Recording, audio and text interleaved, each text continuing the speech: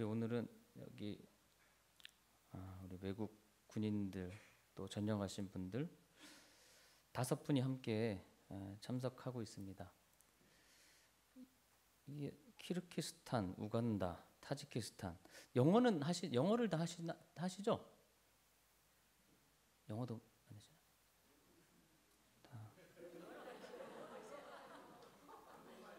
한국말도 하시는군요. 그러면 네. 그러면은 한국말도 하시면 네. 데스크는 지나가겠습니다. 그러면 네. 예. 저희가 주일마다 요한계시록을 통해 7 교회에 대한 말씀을 듣고 있습니다. 어떤 교회는 책망만 받은 교회가 있고 또 어떤 교회는 칭찬만 받은 교회가 있는데 오늘 살펴볼 빌라델비아 교회는 여러분 칭찬만 받은 교회입니다. 칭찬만 받은 교회. 어떤 의미에서는 참 완벽한 교회라고 볼 수가 있겠죠. 네, 여러분 과연 이 세상에 완전한 교회가 있을까요? 우리 많은 교인들이 어디 이사 가거나 어느 곳에 살면 어떤 교회를 내가 가야 될지 또 어떤 교회를 선택해야 될지 그런 거에 대한 고민과 어떤 염려가 많이 있습니다. 가능하면 좀 완전한 교회를 찾으려고 그렇게 노력하지만 이 세상에는 완전한 교회가 없습니다. 그럼 미국의 이민교회에서 이민 생활 22년 동안 교회를 108번 옮긴 장로님이 있었습니다. 늘 교회를 다니면서도 그 교회가 마음에 들지 않았고 또 그 교회에 마음에 들지 않는 점을 노트에다 다 기록을 해 놓았습니다. 후에 이분이 돌아가셨어요. 어느 교회에서도 장례를 집례하지 않겠다는 겁니다. 결국 108번째 옮겨왔던 교회의 목사님이 장례를 집례했습니다. 장례식을 시작하며 첫 마디가 이 장로님의 108번뇌가 오늘로서 끝났습니다 라는 말로 그 장례를 시작했습니다. 여러분 만약 주님 앞에 서면 주님이 뭐라고 하실까요? 아마 나의 허물이 적힌 노트를 주며 읽어보라고 하시지 않았을까요? 어떤 교회도 어떤 성도도 완전할 수는 없습니다. 우리는 결코 하나님의 그 완벽한 기준에 합당할 수 없는 존재들이에요. 교회들입니다. 물론 예배의 모습이 다르고 위치가 더 편리하다든지 어떤 말씀을 더 잘 배울 수 있는 곳이라든지 이런 이유들이 잘못된 것은 아니죠. 하지만 그런 교회를 찾기 이전에 더 중요한 것은 내가 하나님 말씀 앞에 바로 서고 내가 더 하나님 말씀을 신실하게 붙잡는 것입니다. 그래서 여러분 그런 말이 있잖아요. 교회에서 그 사람만 없으면 좋은 교회다. 그게 누구냐? 나라는 겁니다. 나예요. 나. 자, 그럼 빌라델비아 교회는 칭찬만 받은 교회입니다. 따라서 모든 교회의 본이 되는 교회라고 할 수 있습니다. 우리가 배울 수만 있다면 이 빌라델비아 교회의 모습을 배워서 좋은 교회의 모양새를 갖추면 좋을 것 같습니다. 이 교회가 받은 칭찬의 내용을 살펴보면 가장 중요한 것은 하나님의 말씀에 대해 충실했다고 하는 것입니다. 그 어떤 것보다도 말씀 앞에는 진실했고 하나님 말씀을 지키는 일에는 최선을 다한 교회와 성도들이었어요. 빌라델비아는 지진이 많았고 언제나 여진의 공포 속에 살아야 하는 도시였습니다. 축적된 화산재가 많아서 이 포도 재배가 아주 풍부한 도시였다고 합니다. 또 빌라델비아는 다른 많은 도시들 중에서도 로마에 대한 충성심이 아주 강한 그런 도시였어요. 그래서 도시의 이름을 황제 이름을 따서 바꾸어 짓기도 했습니다. 바로 그런 도시에 하나님의 교회가 세워졌고 그 빌라델비아 교회는 하나님의 말씀에 너무도 충실한 교회였다는 거예요. 다른 지역들처럼 화려하거나 또는 웅장하거나 그런 면은 없었지만 믿음만큼은 말씀 앞에 서는 그 자세만큼은 아름답고 부요한 교회였다는 거예요. 자, 한 절씩 한번 읽어봅니다. 7절 말씀부터 한번 읽겠습니다. 7절을 다 같이 읽습니다. 시작. 빌라델비아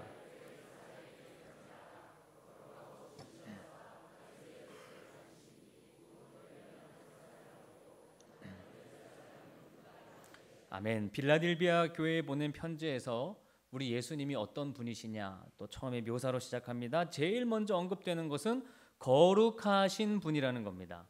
거룩하신 분. 이 말은 죄를 이겼다는 거예요. 우리 예수님은 죄가 없으시고 죄를 완전히 이기신 분입니다. 여러분, 하나님 뭐라고 하셨습니까? 내가 거룩하니 너희도 거룩하라 그러셨어요. 그러니까 크리스찬이라고 하는 것은요, 누구냐? 거룩한 사람이에요. 이해가 되십니까? 성도는 거룩한 사람이에요. 교회는 거룩한 장소입니다. 요한계시록 4장 8절에 거룩하다 거룩하다 거룩하다 주 하나님 곧 전능하신 이여 전에도 계셨고 이제도 계시고 장차 오실 이시라, 이렇게 말씀합니다. 얼마나 거룩한지, 거룩하다는 것을 늘 성경에서는 3번씩 언급하는 거예요. 우리나라에는 여러분, 이게 교회 안에 보면 뭐 글씨를 새긴다거나 문구를 새길 때 거룩 이런 거 옛날에는 많았는데 요즘은 교회가 그런 말 안 씁니다. 잘 안 써요. 미국도 옛날 교회들은 다 홀리라는 말을 썼어요. 그런 말을 붙여요. 지금은 그런 말을 잘 쓰지 않습니다. 근데 그건 잘못된 겁니다. 성도는 거룩한 물이에요. 거룩하지 않으면 교인이 아닙니다. 여러분, 주님이 거룩하신 분이라는 것은 사실 두려운 인사말입니다. 왜요? 거룩하다는 것은 죄를 하나도 용납하지 않으신다는 뜻이기 때문이에요. 그러니까 이 말을 반대로 하면 빌라델비아 교인들은 뭐 했다는 거예요? 거룩했다는 것입니다. 그래서 칭찬받은 거예요. 이게 첫 번째입니다. 그들은 거룩했어요. 거룩한 교인들을 칭찬하는 거예요. 여러분, 예수님께 칭찬받고 싶으시죠? 그러면 우선 거룩해야 합니다. 성도는 거룩한 사람이고 집사는 더 거룩한 사람이에요. 권사나 장로는 더 거룩한 사람이에요. 목사는 더 거룩해야 돼요. 만약 더 거룩하지 않다면 그럼 직분 내놔야 됩니다. 이건 거룩함의 기준인 거예요. 그 다음 두 번째는 예수님은 진실하신 분으로 소개됩니다. 자, 진실하다는 것은 하나님 말씀 앞에 비추어 진실한 거예요. 말씀 앞에서는 순수하고 충실하시고 미쁘시고 참되십니다. 예수님은 말씀 아닌 것은 말씀하지도 않으셨어요. 여러분, 우리도 하나님 말씀 앞에 진실해야 됩니다. 할렐루야. 여러분의 모든 행실을 말씀에 비추어 보세요. 말씀 앞에는 가림이 없고 형식이 없고 순전한 거예요. 거울과 같은 거예요. 그게 하나님의 말씀입니다. 진실한 말씀. 자, 그리고 세 번째로 다윗의 열쇠를 가지신 분이라고 했습니다. 여러분, 열쇠는 뭐 할 때 씁니까? 잠긴 열 때. 요즘에는 여러분 집에 다 열쇠예요? 아니면 번호키예요? 번호키예요. 열쇠 안 가지고 다닙니다. 근데 옛날에는 다 우리 열쇠 가지고 다녔어요. 그리고 저도 학교 다닐 때. 근데 그때는 왜 부모님들이 아이들한테 열쇠를 많이 이렇게 복사를 안 해주고 부모님만 가지고 계셨고, 학교 갔다 오면 항상 엄마가 집에 계시던가 아니면 집에 안 계시면 주로 저희 어머니는 그 화분 밑이나 이렇게 전기 계량기 안에 뭐 우유 여러분, 우유 그 봉지 있죠? 그렇게 열쇠 넣어놓곤 했어요. 그럼 만약에 급하게 부모님이 어디 가니라고 열쇠를 못 맡기고 갔다 그러면 그날은 기다리는 거예요. 엄마 올 때까지. 아니면 1층이었으니까 창문을 열고 이렇게 들어간다든지.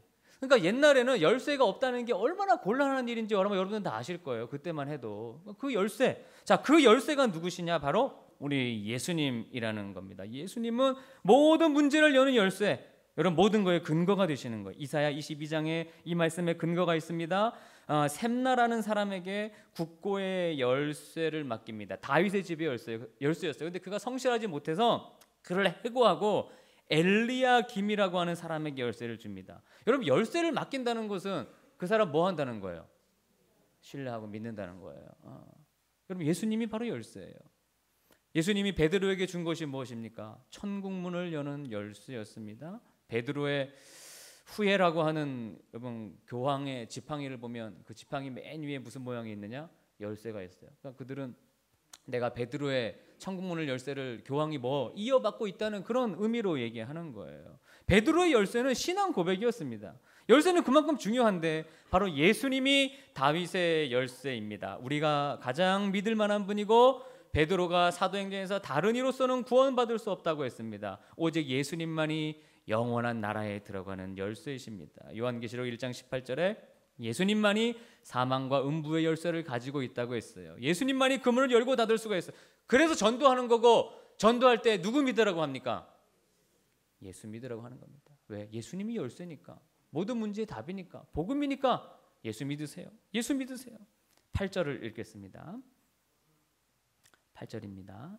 여러분 시작. 볼지어다 내가 내 앞에 열린 문을 두었으되 능히 닫을 사람이 없으리라. 내가 내 행위를 아노니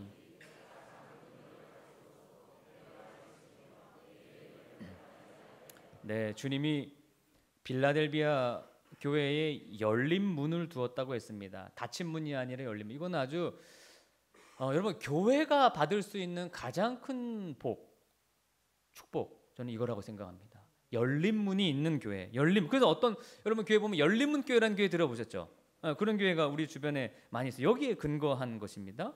예수님께서 열쇠를 가지고 하늘의 문을 이 교회는 열어두셨다는 거예요. 그래서 하나님과의 긴밀한 교제와 교통이 있고, 이 교회에서 기도는 하늘 문을 열고 들으시고, 또 하늘 문을 열고 복을 주시고, 또한 복음의 문을 열어두셔서 많은 사람들이 이 교회를 통해 전도받고 복음을 듣고 예수 믿게 됐고 구원 받는다는 겁니다. 여러분, 이런 교회가 세계 최고의 교회겠죠. 교회가 받아야 할 축복입니다. 교회의 존재 목적입니다. 우리 해군 해병대 교회에 열린 문이 있어서 장병들과 군가족들의 희망이 되고 많은 죽어가는 영혼들을 살릴 수 있는 그런 복음의 문이 열린 교회가 될 수 있기를 주님의 이름으로 축원합니다.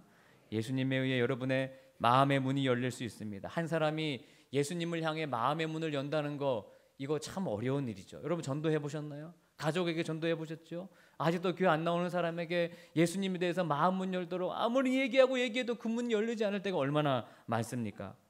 이거는 중요한 문제입니다. 그래서 한 사람이 예수님을 향해 마음의 문을 열려진다, 그건 복이에요. 여러분이 기도하는 사람에게, 혹시 여러분이 마음에 품고 구원받기를 원하는 그런 사람들에게 이런 마음의 문이 여러분 열리기를 소망합니다. 그래서 그도 복음을 받아들여야죠.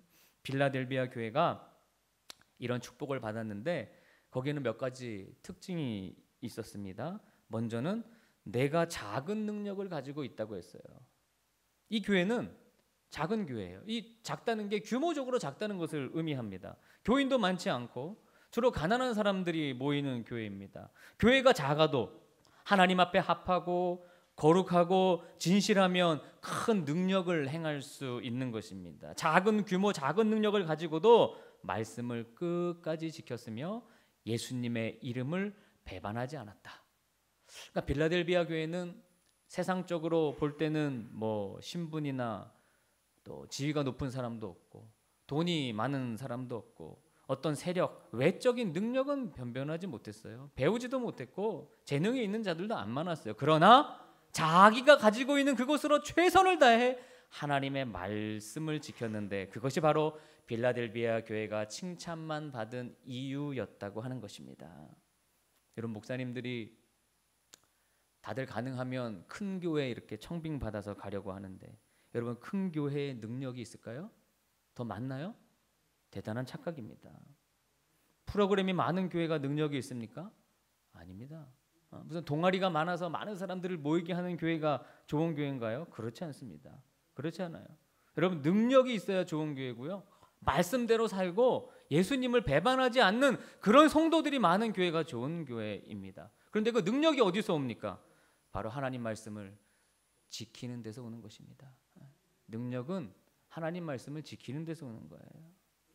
여러분이 세상에 나가서 말씀대로 살고 하나님께 영광을 돌리고 진실하게 살면 그런 교인들이 있는 교회가 크기에 상관없이 우리 주님께 칭찬을 받는다는 것입니다. 여러분, 말씀을 열심히 보고 듣고 지키는 여러분 되시기를 주의 이름으로 축원합니다. 그 다음 두 번째는 같은 말이지만 내 말을 지켰다. 그러니까 좋은 신앙인은 능력이 없어도 하나님 말씀만은 지키는 사람들이에요. 지키는 거예요. 욥기 23장 12절에 내가 그의 입술의 명령을 어기지 아니하고 정한 음식보다 그의 입의 말씀을 귀히 여겼다. 그렇게 돼 있어요. 예수님도 나의 계명을 지키는 자라야 나를 사랑하는 자라 그랬습니다. 사도 요한도 요한 1서에 말씀을 지키지 않는 자는 그는 거짓말하는 교인이다. 그렇게 얘기합니다. 그러니까 하나님 말씀을 여러분 교회 와서 예배 드리잖아요. 나 성도라고 하잖아요. 근데 세상 나가서 말씀을 안 지킨다. 그건 거짓말하는 교인이라는 거예요. 그러니까 하나님 앞에 진실하다는 것은 세상에 나가서도 꿋꿋하게 말씀을 지키는 거.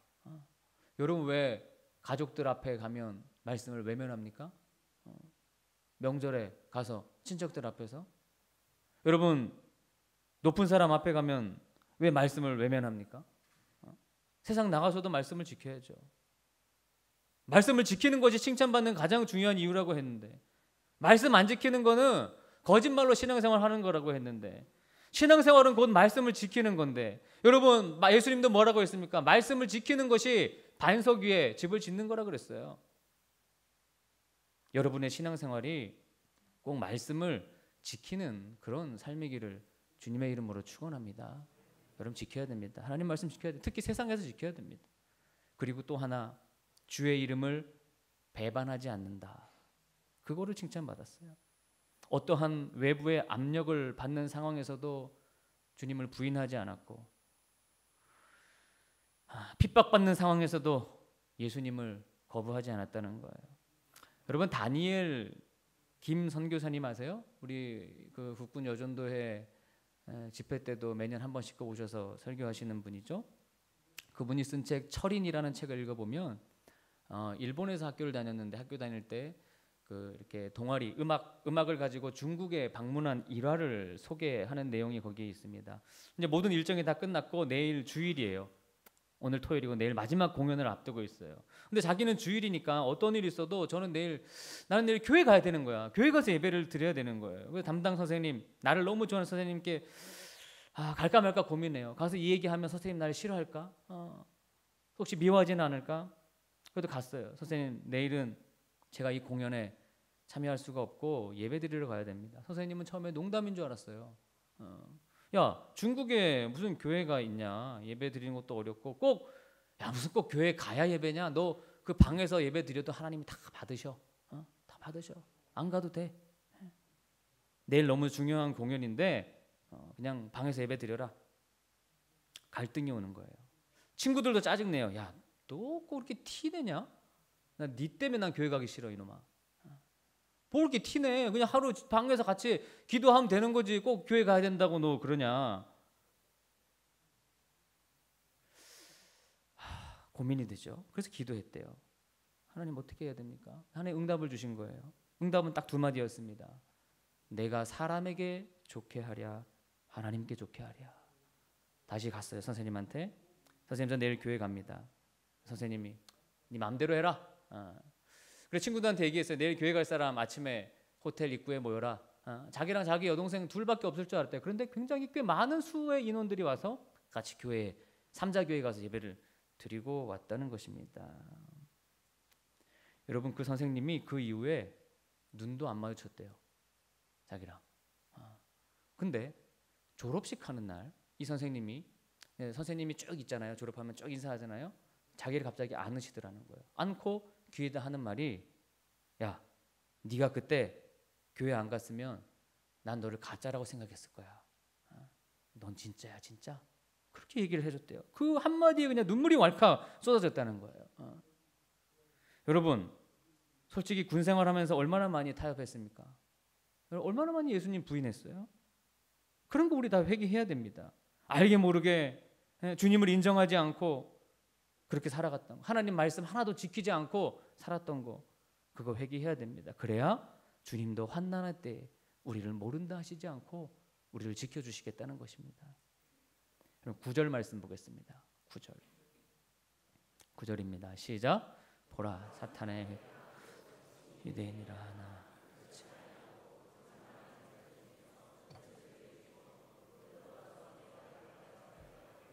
내가 너를 사랑. 선민의식에 사로잡혀 교만하게 짝이 없던 유대인들이 많았는데 그 중에 몇 명이 빌라델비아 교회에 나와서 변화되었대요. 그러니까 이들은 사실 완전 불신자들도 있었지만 평소에 잘 믿는다고, 하나님을 안다고 자랑하고 교회를 핍박하던 그런 자들이었어요. 근데 그들이 예수님께 와서 무릎을 꿇었대요. 왜 무릎을 꿇었느냐? 빌라델비아 교인들, 그 어려운 환경 속에서도 하나님 말씀을 충실하게 지키는 자들을 보고 감화감동받고 교회에 나온 거예요. 여러분, 여러분의 모습을 보고 교회에 나온 혹시 선후배나 동기가 있습니까? 내가 저렇다면 나 교회 나갈 거야. 저렇게 말씀을 생명 걸고 지킨다면 나 교회 한번 가볼게. 여러분, 그런 자가 있나요? 하나도 없습니까? 한 명은 있으시죠? 여러분 때문에 교회 나온 사람이. 여러분, 우리가 모든 부분에서 말씀대로 그걸 지키며 살지 않으면 이런 일들은 일어나지 않습니다. 여러분, 10절을 계속해서 읽습니다. 10절입니다. 자, 시작. 내가 나의 인내 말씀을 지켰어. 시험의 때를 면하게 있는 장차 온 세상에 땅에 거하는 자. 자, 여기 말씀을 지켰다는 이야기가 또 나오죠. 인내의 말씀을 지켰다. 잘 참았다는 겁니다. 여러분, 우리가 보통 시험에 빠진 이유가 왜 빠집니까? 인내하지 못해서 빠지는 거예요. 좀 더 기다려보고 그러면 좋은데 토라지고 그냥 말하고. 여러분, 기다려보면 하나님의 뜻이 보입니다. 여기 나의 인내의 말씀이라고 했습니다. 이것은 바로 우리 주님의 십자가의 인내를 말씀하는 거예요. 십자가에서 인내하신 우리 주님의 말씀, 여러분, 그게 뭡니까? 복음이었습니다. 빌라델비아 교회는 끝까지 복음을 지켰습니다. 복음을 붙들고 모든 박해와 고난을 견뎠습니다. 복음 안에 있으면 인내할 수 있는 거예요. 핍박의 문제에서 여러분 인내하실 수가 있는 것입니다. 인간관계의 어려움에서도 복음이면 인내할 수 있는 거예요. 여러분, 빌라델비아, 그 미국의 펜실베니아 주에 이런 비슷한 도시 이름이 있죠. 어디입니까? 필라델피아. 이 빌라델비아라고 하는 단어의 원어가요, 형제 사랑이라는 뜻이에요. 그러니까 이 형제의 어떤 불화 속에서 이 도시의 이름이 생겨난 거예요. 봐라, 필라델피아. 그저께 아침에 여러분, 필라델피아에 이제 친구가 있거든요. 친구 목사님이 있는데 필라델피아니까 생각이 났어요. 그 친구 목사님이 아이가 셋인데 사모님이랑 교통사고가 났어요. 뒤에서 큰 트럭이, 그 미국 뉴스에도 크게 났어요. 뒤에서 트럭이 고속도로에 와서 뒤에 들이박았는데 앞에 목사님 타고 옆에 사모님은 괜찮아요. 근데 뒤에 있는 세 아이들은 막내가 5살인데 그 자리에서 죽었어요. 그리고 둘째는 뇌출혈로 지금 호흡이 안 되고, 자가 호흡이 안 되고, 첫째는 척추와 안면이 골절됐어요. 너무 제가 마음이 아파가지고 한 이틀 동안 힘들더라고요. 그래서 기도하고 있는데, 여러분, 형제 사랑, 여러분, 우리는 살면서 그거 외에는 없는 거예요. 뭐 미워할 이유가 뭐 있어요? 그렇지 않습니까? 빌라델비아, 형제 사랑, 형제 사랑. 여러분, 미워하지 마시고 서로 많이 사랑하시길 바랍니다. 이 세상은 사랑하며 살기에도 짧아요. 여러분 알잖아요. 인생이 짧아요. 죽으면 의미 없어요. 소용없는 거예요. 더 사랑하고, 더 기도해주고, 더 한번 챙겨주고, 더 다독여주고. 주님은 인내의 말씀을 잘 지켰던 이 빌라델비아 교회에 엄청난 복과 은총을 약속하십니다. 너를 지켜주어 시험의 때를 면하게 한다. 이 시험의 때가 마지막 대환란의 때를 의미한다고 하는 학자들도 있고, 현재 살아가는 우리의 각종 시험을 의미한다라고 하는 학자들도 있습니다. 그러니까 이것이 뭔지는 정확히 알 길이 없지만 어느 것이 되었든 말씀을 온전히 지킨 인내의 자녀들은 시험의 때에 주님이 지켜주신다는 것만은 확실합니다. 그것만은 확실해요. 시험을 만난 다음에야 울며 불며 회개하지 마시고 지금부터 하나님의 말씀을 잘 지키는 여러분이 되시기를 주님의 이름으로 축원합니다. 11절과 12절을 읽겠습니다. 11절과 12절 시작. 내가 속히 오리니 내가 가진 것은 이기는 자는 내 하나님 성전의 기둥이 되게 하리. 다시 나가지 아니하리라. 내가 하나님의 이름과 하나님의 성 곧 하늘에서 내 하나님께로부터 내려온 새 예루살렘의 이름과 나의 새 이름을 그의 위에 기록. 아멘. 이 교회는 이미 면류관을 받는 약속이 되어 있었어요. 근데 주님이 뭐라고 하셨냐? 네가 가진 것을 굳게 잡아라. 그러니까 주님 만나는 날까지 너의 신앙이 안일해지지 말고 끝까지 지금까지 지켜온 믿음을 더욱 붙들어서 끝에까지 승리해라. 그렇게 말씀하십니다. 그러면 성전의 기둥이 되게 하신다. 여러분, 이때는 지진이 많으니까 이 도시가 세우면 무너져요. 얼마나 두렵습니까? 그런데 결코 무너지지 않는 그런 기둥을 세워주신대요. 이게 되게 실감이 왔겠죠. 여러분, 교회의 기둥, 무너지지 않는 기둥이 누군지 아세요? 바로 하나님의 말씀을 지키는 자들입니다. 세상에서 지키는 자들이요. 그들이 이 교회의 기둥이에요. 여러분들이 되어야 하는 것입니다. 그들에게 세 종류의 이름을 부여하시겠대요.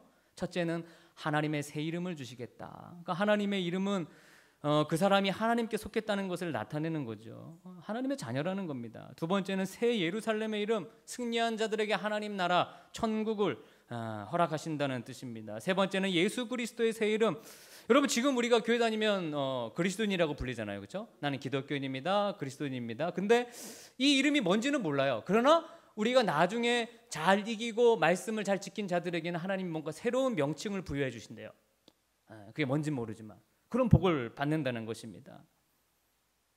마지막 13절은 다른 편지처럼 귀 있는 자는 성령이 교회들에게 하시는 말씀을 들을지어다로 마무리합니다. 오늘도 영적인 귀가 열리지 않은 여러분들의 영적인 귀가 열려서 하나님 말씀을 지켜야만 한다는 것이 여러분에게 들려지고 받아들여지시기를 주님의 이름으로 축원합니다.